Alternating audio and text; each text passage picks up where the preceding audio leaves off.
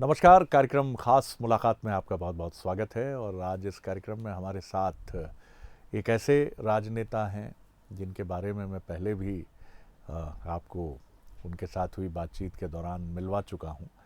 और एक पत्रकार के लिए ये कहना कि वो एक ऐसे राजनेता हैं जिनके प्रशंसक मैं कहूं या जिनके लिए मैं ये कहूं कि उनके व्यक्तित्व के सहज पक्ष की तरफ जब मैं जाता हूं तो मैं भी ठिठकता हूं, रुकता हूं और उसकी प्रशंसा करने से अपने को रोक नहीं पाता हूं। हालांकि एक पत्रकार जब ये कहता है तो मुझे भी ये चिंता रहती है कि उसके बहुत सारे मायने निकाल लिए जाते हैं, लेकिन फिर भी मैं ये जोखिम उठाने के लिए तैयार हूँ, क्योंकि वो एक ऐसे राजनेता हैं जिनकी सहज उपस्थिति राजनीति के उस आभा मंडल से बिल्कुल अलग छिटकती है। सब राजनेता ऐसे नहीं हैं, लेकिन वो बिल्कुल आश्वस्त करते हैं आपको। आज भी इस साक्षात्कार के लिए जो समय था, उस समय से 1 मिनट पहले वो हमारे स्टूडियो में उपस्थित थे अपनी सहज मुस्कान के साथ, और ये समय भी उन्होंने अपनी व्यस्तता के बीच में से चुराया था। मध्य प्रदेश से उनका रिश्ता ये है कि वो यहाँ के प्रभारी रहे हैं। तो मुलाकात करिए, मेरे साथ हैं भारतीय जनता पार्टी के सीनियर लीडर और जैसा मैंने आपसे कहा कि आईसीसीआर के राष्ट्रीय अध्यक्ष का दायित्व निभाने वाले विनय सहस्त्रबुद्धे जी। विनय जी, बहुत स्वागत करता हूं। नमस्कार। नमस्कार। चुनाव की बेला में आप आए हैं मध्य प्रदेश में। जाहिर तौर पर बीजेपी से बड़ी अपेक्षाएं होती हैं और बीजेपी चुनाव को इतना बड़ा बना देती है कि सब देखकर ये सोचना शुरू कर देते हैं कि बीजेपी नया क्या करने जा रही है। चाहे वो कर्नाटक हो, चाहे पश्चिम बंगाल हो, जहां आपकी स्थिति बहुत अनुकूल नहीं होती, वहां भी आप इतना ऐसा चुनाव लड़ते हैं कि चुनाव बहुत बड़ा हो जाता है। मध्य प्रदेश को लेकर आपकी आशाएं, जो तैयारी आप देखते हैं दिल्ली बैठकर, किस तरह से आप आशान्वित हैं मध्य प्रदेश को लेकर? देखिए, मध्य प्रदेश का एक विशेष स्थान है। मैं मानता हूं कि भारतीय जनता पार्टी की जो एक रचना है उसमें, क्योंकि मध्य प्रदेश हमारे श्रद्धेय कुशाभाऊ ठाकरे, श्रद्धेय राजमाता विजयाराजे सिंधिया, श्रद्धेय नानाजी देशमुख, ऐसे कई लोगों ने सिंचित की हुई एक भूमि है जी। और जनसंघ की जो प्रारंभिक सफलताओं की यात्रा थी उसका भी संबंध मध्य प्रदेश से है, जैसे कि हम सब जानते हैं। जी। तो इसलिए मध्य प्रदेश में भारतीय जनता पार्टी के विचारों पर, उसके सिद्धांतों पर, उसकी कार्य पद्धति पर श्रद्धा रखने वाले कार्यकर्ताओं की एक सुदीर्घ परंपरा है, लंबी परंपरा है, और वो आज भी उसके प्रमाण हमें कई मिल जाते हैं। जी। दूसरी बात है कि लगातार इतने साल शिवराज सिंह चौहान जी के नेतृत्व में हमारी सरकार रही है और बार बार जनादेश पाना ये कोई आसान बात नहीं है, मगर वो हमारी सरकारों ने करके दिखाया है। तो स्वाभाविक रूप में उस मायने में भी मध्य प्रदेश का महत्वपूर्ण स्थान है। जहाँ तक आने वाले विधानसभा चुनावों की बात है, मुझे 3 बिंदु सरासर नज़र आते हैं।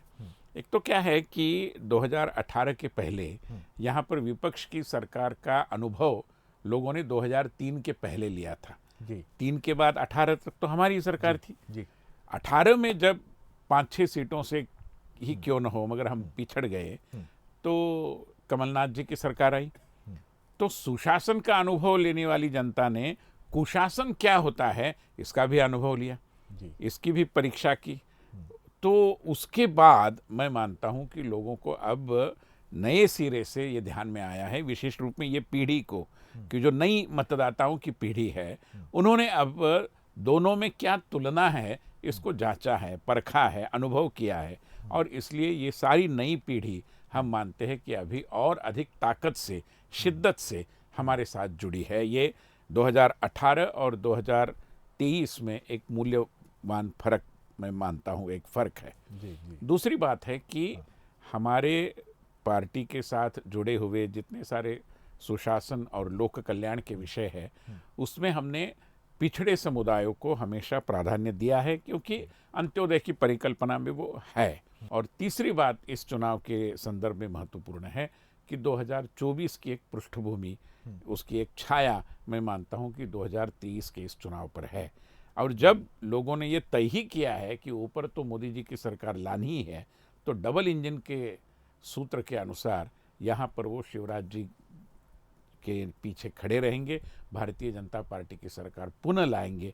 ये पूरा विश्वास से भरा हुआ वायुमंडल मैं अनुभव कर रहा हूँ। ज़रूर मैं आपसे समझना चाहूँगा, क्योंकि आप उन नेताओं में से हैं जो पार्टी की नई नवाचारी रीति नीति से जुड़े हुए माने जाते हैं, समझे जाते हैं। तो मध्य प्रदेश में जो नवाचारी प्रयोग हुआ दिग्गज नेताओं को उतारने का, हम लोग परोक्ष रूप से जिस टीम ने ये निर्णय लिया होगा, हो सकता है उसमें आप भी शामिल हो, मैं नहीं जानता, लेकिन ये प्रयोग करने के पीछे क्या सोच रही कि नरेंद्र सिंह तोमर, प्रहलाद पटेल, राकेश सिंह प्रदेश बीजेपी पूर्व अध्यक्ष और कैलाश विजयवर्गीय जैसे दिग्गज, गणेश सिंह जैसे सांसद अनेक बार के, क्या इसके पीछे क्या सोच रही आप? देखिए, मैं तो केवल एक आकलन लगा सकता हूँ, क्योंकि निर्णय करने वाला सही, जो जी। समूह है उसका मैं हिस्सा नहीं हूँ। जी। मगर एक तथ्य को राजनीति के छात्र के नाते अगर मैं देखूं, मैं मानता हूं कि आप भी स्वीकार करेंगे कि चुनाव ये हर 5 साल आने वाली एक व्यवस्था है जनतंत्र के अंदर, और इसलिए चुनाव में नवीनता तब आएगी जब चुनाव के संदर्भ में आप कुछ प्रयोग करते रहेंगे। जी। तो ये प्रयोग करने का मादा होना चाहिए, उसकी हिम्मत होनी चाहिए। प्रयोग करना कोई आसान बात नहीं है। और मैं मानता हूं कि राजनीति, मतलब एक वाक्य मैंने पढ़ा था कि risk taking is very important in politics and people generally support those who take risk. अच्छा। ये तथ्य ध्यान में आता है अगर आप इतिहास की ओर देखेंगे। ये प्रयोग है और ये करने पड़ते हैं, क्योंकि राजनीति में जनता की अपेक्षाएं भी बार बार बदलती जाती है। आज जैसे हम देखते हैं कि ये जो नई पीढ़ी है, जेन जेड जिसको बोलते हैं, उसका अटेंशन स्पैन बहुत कम है। तो 5 मिनट जो रील भी नहीं देख सकते, उसकी समय सीमा तो 2 मिनट की है। सही है। तो जिनको रील 2 मिनट से अधिक देखने के बाद भी कंटाला आता है, वो सरकारों के अंदर भी कुछ नवीनता चाहते हैं, राजनीति के अंदर भी कुछ अभिनवता चाहते हैं, कुछ नवाचार चाहते हैं। स्वाभाविक है। तो ये बदली हुई अपेक्षाओं का संदर्भ ध्यान में रखते हुए हमारा दल, मैं मानता हूं कि प्रयोग करते रहता है और करने भी चाहिए। और इसलिए ये प्रयोग किया गया कि जो हमारे कद्दावर नेता है, चाहे केंद्र में हो, चाहे राज्य में हो, चाहे संगठन में हो, इनको एक दृष्टि से विधानसभा के लिए तैयार किया गया और उसके माध्यम से पूरा उस क्षेत्र में एक प्रभाव निर्माण हो, ऐसी एक रचना बनाई गई। मैं मानता हूं कि ये भी एक प्रयोग है और उम्मीद है जैसे पहले प्रयोग सफल हुए, ये भी प्रयोग सफल होगा। जी, आपने ये भी एक सोचने वाली बात कही है। मैं एक राजनीति शास्त्र के विनम्र विद्यार्थी के तौर पर एक सवाल और आपके सामने रखता हूँ। आपने बिल्कुल ठीक कहा कि करेजियस स्टेप लेने में बीजेपी कभी पीछे नहीं रही। बिल्कुल। बड़े फैसलों की सरकार माना गया है बीजेपी को। 2014 में जब आप आए तो आपका नारा था अच्छे दिन आने वाले। डेवलपमेंट प्लान था, मोदी जी भारत को एक अलग, और उस दिशा में बढ़ने की कोशिशें मजबूती से हुई हैं। अब मैं दुनिया भर के इंटरनेशनल जो मॉनिटरिंग एजेंसीज़ हैं वो हमें सबसे प्रॉमिसिंग इकॉनमी के तौर पर देख रहे हैं। फिर भी क्या आपको लगता है बड़े फैसलों ने विकास के मुद्दों की तरफ जो आपकी मजबूत कोशिशें हैं उनकी तरफ ध्यान नहीं खींचा है, या आप मानते हैं जनता ही उस तरफ नहीं देखती? मुद्रा योजना आपकी है, विश्वकर्मा योजना है आपकी, कोविड में आपकी लड़ाई बहुत मजबूत रही, 200 करोड़ से ज़्यादा वैक्सीन्स लगाना भारत जैसे देश में, और बहुत साइलेंट ऑपरेशन था। लेकिन ये सब पीछे चला जाता है, सामने आता है सर्जिकल स्ट्राइक, ट्रिपल तलाक, राम मंदिर, जीएसटी, ये फैसले बड़े हो जाते हैं और माना ये जाता है कि बीजेपी बड़े ही फैसले करेगी। मध्य प्रदेश में भी कहा गया हो सकता है पूरे मंत्रिमंडल को टिकट ना मिले। नहीं, देखो, इन फैसलों को हथकंडों के रूप में नहीं देखना क्या चाहिए। बात, अच्छी बात। क्योंकि राजनीति ये केवल विचार के आधार पर चलने वाली प्रक्रिया नहीं है, केवल भावना के आधार पर। वैसे मानवीय जीवन भी ऐसा ही है। हर समय हम कोई भावना से प्रेरित होकर थोड़े ही ना काम करते हैं, मगर भावना का महत्व मानते हैं। इसलिए इंटेलेक्चुअल कोशेंट के साथ साथ इमोशनल कोशेंट की बात आ गई। तो विचार और भावना, इन दोनों का तालमेल, समन्वय, संतुलन ये रखना बहुत जरूरी होता है। तो इसलिए चुनाव के समय ये दोनों विषय सामने लाने का भारतीय जनता पार्टी का इरादा रहा है, कोशिश ये रही है। अगर ये नहीं होता तो हमारे सारे, अगर शुरू से अगर हम देखें, मैं कई बार बड़ा अचंभित होता हूं कि कितनी प्रतिभापूर्ण तरीके से प्रधानमंत्री जी ने एक एक सूत्र विचारों के लिए जनता के सम्मुख रखे। मैं उदाहरण देता हूं। शुरुआत हमने की सबका साथ सबका विकास से। उसके बाद 2019 में उन्होंने कहा कि सबका साथ सबका विकास सबका विश्वास। और फिर अभी 2 साल पहले लाल किले की प्राचीर से उन्होंने कहा कि ये सब कब होगा, जब सबका प्रयास उसके साथ जुड़ेगा। There is a progression. और ये हर हमारे माननीय नेता के सोच में होता है। लाल बहादुर शास्त्री जी ने कहा जय जवान जय किसान, अटल जी ने जोड़ा जय जवान जय किसान जय विज्ञान, मोदी जी ने जोड़ा जय जवान जय किसान जय विज्ञान जय अनुसंधान। एक समानता है सोच में। तो मैं मानता हूं कि ये जो विषय, अभी आत्मनिर्भरता की बात करें हम, और एकदम सही समय पर उन्होंने कहा, और बाद में आत्मनिर्भरता के बलबूते ही हम वैक्सीन मैत्री जैसे विषयों को हाथ में ले पाए और 100 से अधिक देशों को हमने वैक्सीन का सप्लाई किया।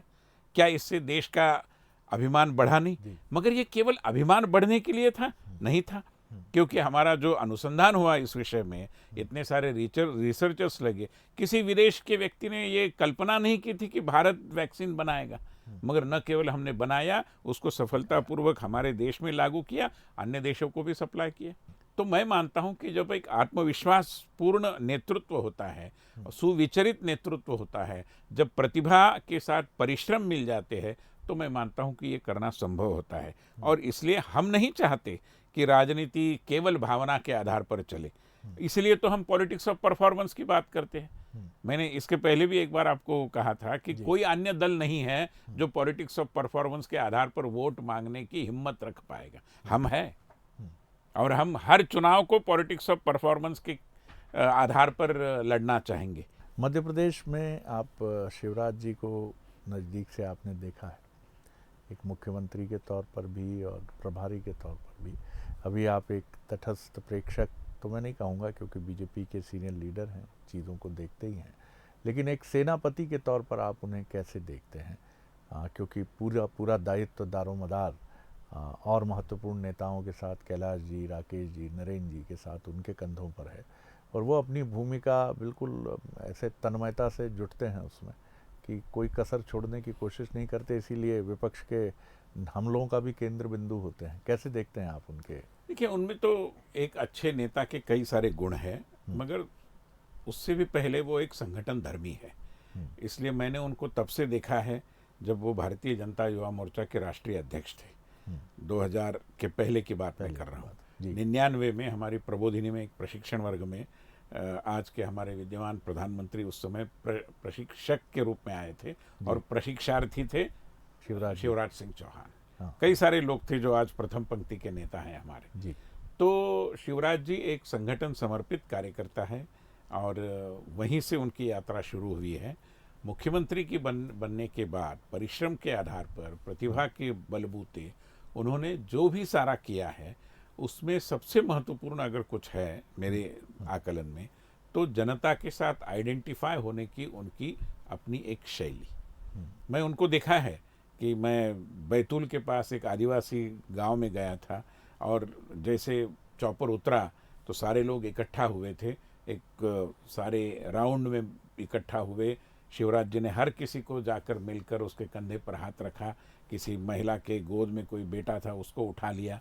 ये जो लोगों के साथ आइडेंटिफाई होने की उनकी पद्धति है ना, जिसके कारण वो लोगों के दिल और दिमाग पर भी प्रभाव डालने में सक्षम रहते हैं, पहली बात। दूसरा है कि वो बहुत मेहनत भी करते हैं, यात्राएं करते हैं, प्रवास करते हैं। मुझे नहीं लगता कोई तहसील होगी जहां शिवराज सिंह चौहान विगत इतने सारे सालों में गए ही नहीं। और तीसरी बात है, जैसे उन्होंने अभी ये लाडली बहना योजना लाई, और जिसके तहत तो हमेशा उनके मन में समाज के ऐसे उपेक्षित भाई बहनों का विचार रहता है, और उसको भी क्रियान्वयन के आधार पर जमीन पर उतारने की उनकी हमेशा कोशिश रही है। और उसमें भी केवल लोक लुभावन नहीं, मगर लोगों के दिमाग पर, उनके विचार पर, विचार प्रक्रिया पर प्रभाव डालने वाले, जैसे अभी ये हमारे शंकराचार्य जी का उन्होंने जो बहुत बड़ा एक मूर्ति स्थापित की, और बिल्कुल, तो ये भी मैं मानता हूँ कि उनकी सोच का परिचायक है। तो ऐसे बहुआयामी व्यक्तित्व के धनी है शिवराज जी, और स्वाभाविक रूप में एक समर्थ रूप में इस प्रदेश का नेतृत्व कर रहे हैं। विपक्ष एक बड़ा आरोप विनय जी इन दिनों ये लगाता है कि भारतीय जनता पार्टी जब चुनाव लड़ने के लिए उतरती है तो ईडी और आईटी भी उसके साथ होते हैं। इन आरोपों को आप किस तरह देखते हैं? क्योंकि इसके पहले ये आरोप अन्य राजनीतिक दलों पर भी लगे और ये कहा गया कि प्रशासनिक मशीनरी का, खासतौर से जांच एजेंसियों का, इसीलिए कोर्ट तक को कहना पड़ा कि सीबीआई क्या पिंजरे में तोते की तरह है। ये चीज़ें हमारी जो बहुत महत्वपूर्ण संस्थाएं हैं उनकी विश्वसनीयता को भी प्रभावित करती हैं और उनको कहीं ना कहीं एक मददगार सत्ता तंत्र की एजेंसी के तौर पर भी देखते हैं, क्योंकि ये बहुत बढ़ता जा रहा है इसका उपयोग। एक विश्लेषक की तरह भी आप कैसे देखते हैं? नहीं, मैं मानता हूं कि उसको इस पद्धति से नहीं देखना चाहिए, क्योंकि मैंने जानकारी जो मेरे पास आई उसके आधार पर मैं ये विधान कर रहा हूं कि जितनी भी सारी ऐसी कानून के उल्लंघन की केसेस है, प्रकरण है, वो कोई इस सरकार ने खोजे हुए नहीं है। बहुत सारे प्रकरण ऐसे हैं कि जो पुराने समय से प्रलंबित थे, उस पर कार्रवाई हुई नहीं। जब इस सरकार ने सूत्र हाथ में लिए तो जो भी प्रलंबित प्रकरण थे उनका निपटारा करना तो हर सरकार का काम होता है। अभी प्रकरण को प्रलंबित किया तो किसी के ध्यान में नहीं आता, मगर प्रलंबित प्रकरण को अगर गति दी तो लोगों को लगता है कि आपने उठाया।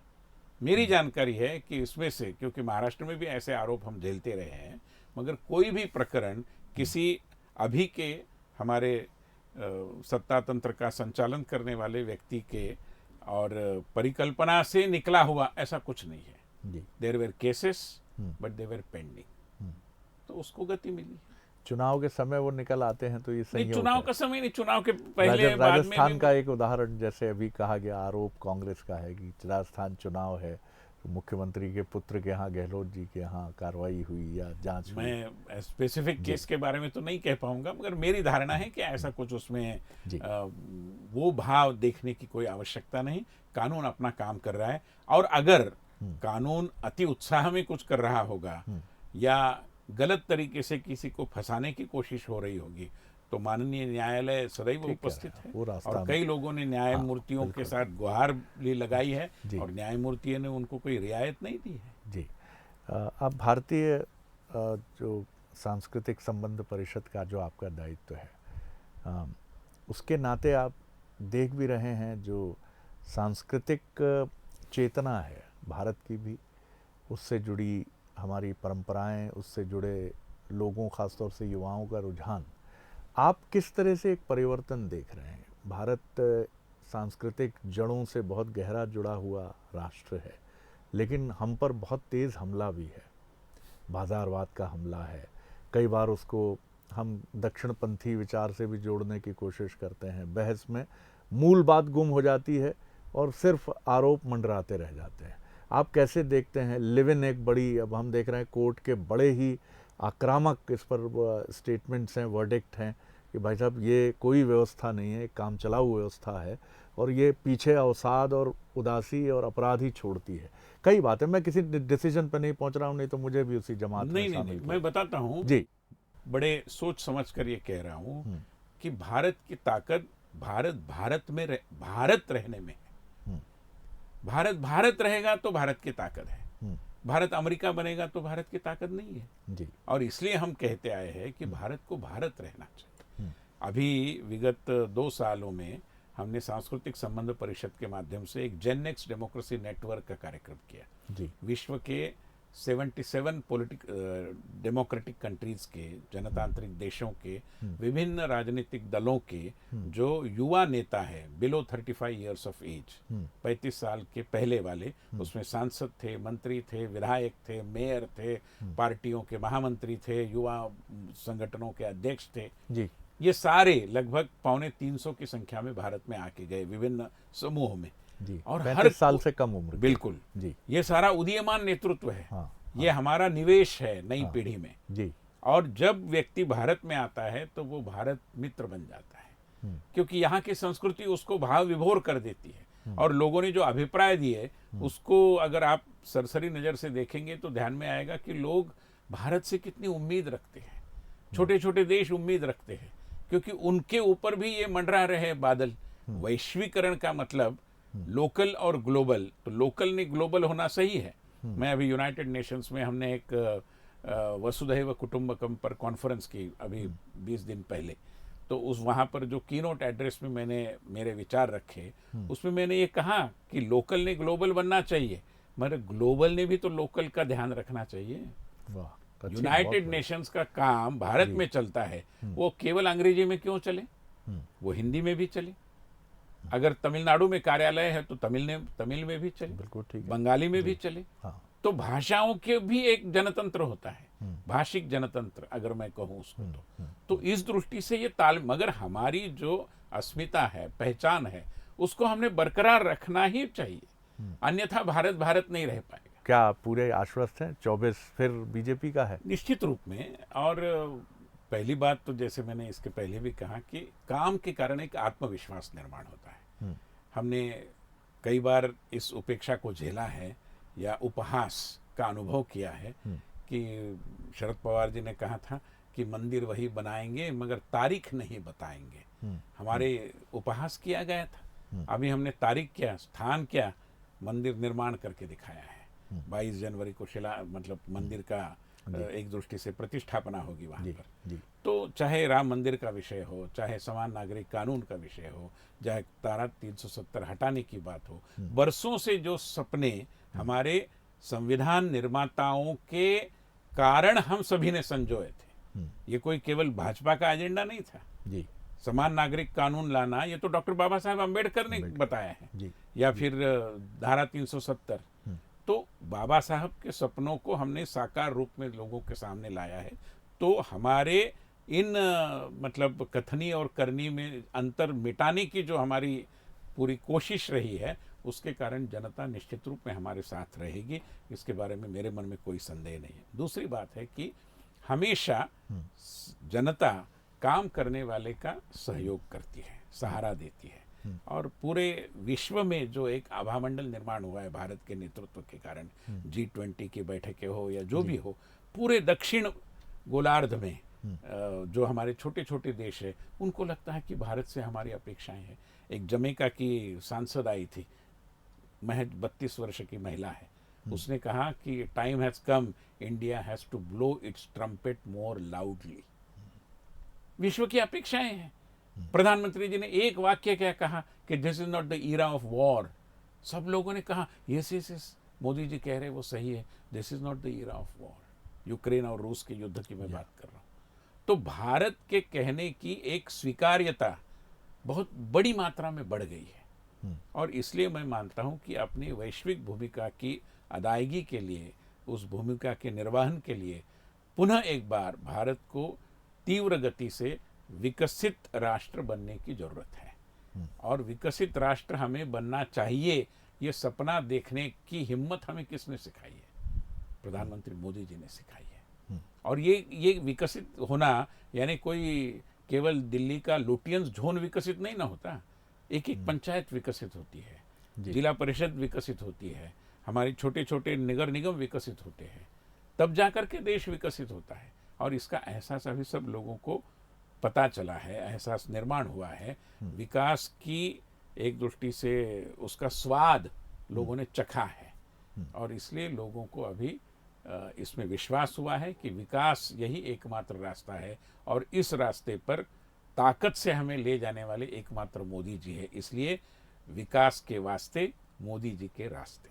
वाह, विकास के वास्ते मोदी जी के रास्ते। विनय जी बहुत धन्यवाद, बहुत शुभकामनाएं। आपसे बात करना हमेशा एक ऐसे व्यक्तित्व से बात करना है जिसमें आप धारदार कोने नहीं तलाश पाते हैं। खास मुलाकात में इतना ही, फिर मिलेंगे आपसे एक खास शख्सियत के साथ। नमस्कार।